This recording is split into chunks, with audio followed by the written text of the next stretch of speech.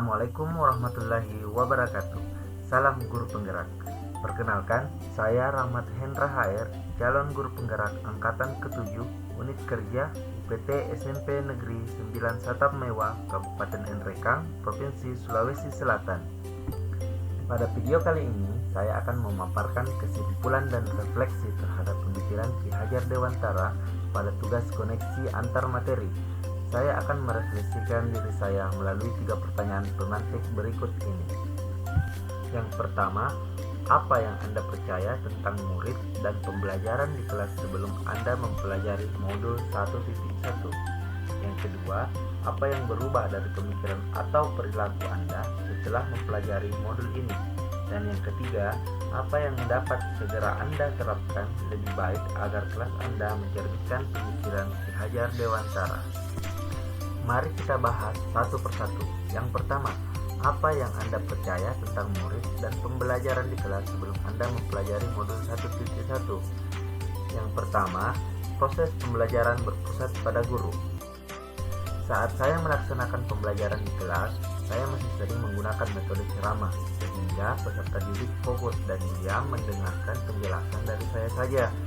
Itu saya lakukan karena saya berpikir sayalah penentu apa yang akan terjadi di kelas tanpa memperhatikan kondisi peserta didik. Yang kedua, ancaman dan hukuman. Saya sangat yakin bahwa dengan adanya ancaman dan hukuman pada anak adalah jalan terbaik agar dapat mendisiplinkan peserta didik tanpa mencari penyebab masalah mengapa anak tersebut melanggar. Yang ketiga, guru kurang memahami karakter peserta didik. Saya masih cenderung menyamaratakan kemampuan atau karakteristik peserta didik dengan melakukan pembelajaran yang monoton tanpa memperhatikan perbedaan karakteristik pada peserta didik di dalam kelas. Pembelajaran berfokus pada ketercapaian KKM, utamanya aspek kognitif. Saya sebagai seorang guru terkadang hanya berfokus pada ilmu atau materi saja agar nilai peserta didik saya tinggi, sehingga saya lupa bahwa ada aspek lain yang perlu saya perhatikan atau kembangkan dalam proses pembelajaran. Itu terjadi karena saya berkeyakinan bahwa pembelajaran berhasil jika peserta didik mampu menjawab semua soal-soal dengan benar. Yang terakhir yaitu, anak itu bagaikan kertas kosong. Saya percaya dan berasumsi bahwa saya berkuasa sepenuhnya terhadap masa depan anak atau peserta didik saya. Saya bebas melakukan apa saja tanpa mau tahu apa bakat bawaan atau keunikan yang dimiliki peserta didik tersebut. Selanjutnya, apa yang berubah dari pemikiran atau perilaku Anda setelah mempelajari modul ini? Yang pertama, pendidikan yang merdeka.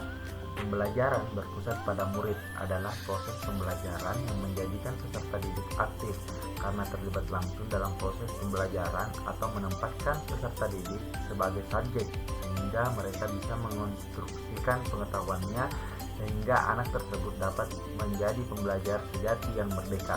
Sehingga saya sebagai guru harus kreatif dalam melaksanakan pembelajaran agar dapat mengakomodasi seluruh anak dengan segala keunikan mereka. Yang kedua, pendidikan kodrat alam dan kodrat zaman. Setiap peserta didik terlahir berbeda antara satu dengan yang lainnya. Mereka memiliki keunikan masing-masing.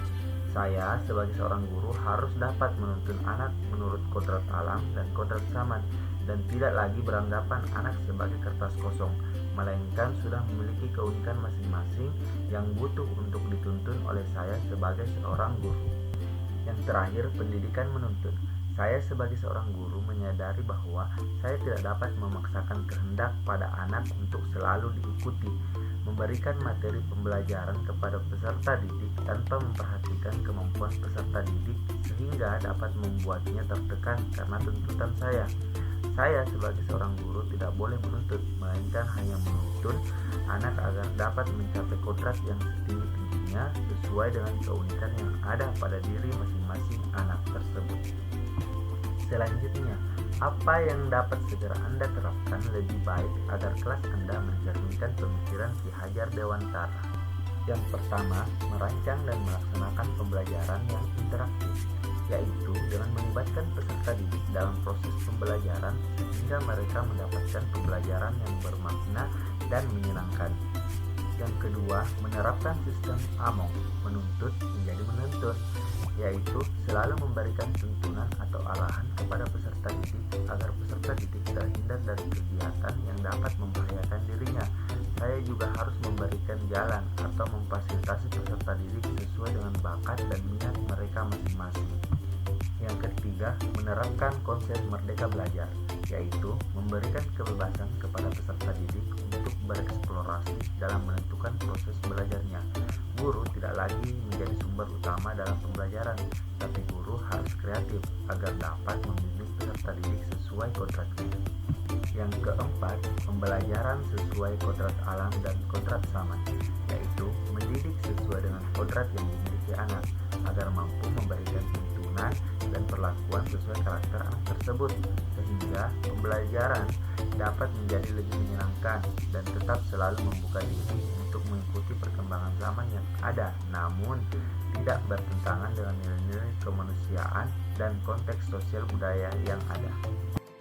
Yang terakhir, pembelajaran yang mengutamakan aspek budi pekerti, yaitu melakukan pembiasaan yang baik dalam kehidupan agar dapat diteladani oleh peserta didik, dan peserta didik kemudian melakukan pembiasaan tersebut secara konsisten dan berkelanjutan sehingga mereka dapat mengimplementasikannya dalam kehidupan sesuai sosio-kultural daerah mereka berada.